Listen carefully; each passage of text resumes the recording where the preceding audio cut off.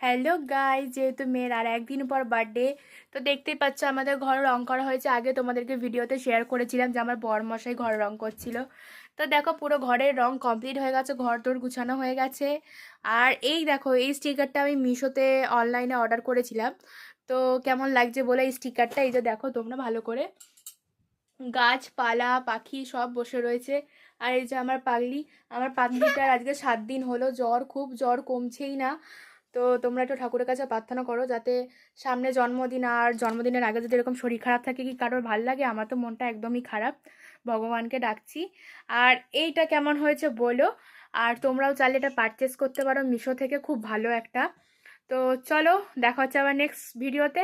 By. আর হ্যাঁ, খুব শিগগিরই একটা ব্লগ আসছে, সেটা আমার মেয়ের বার্থডে ব্লগ।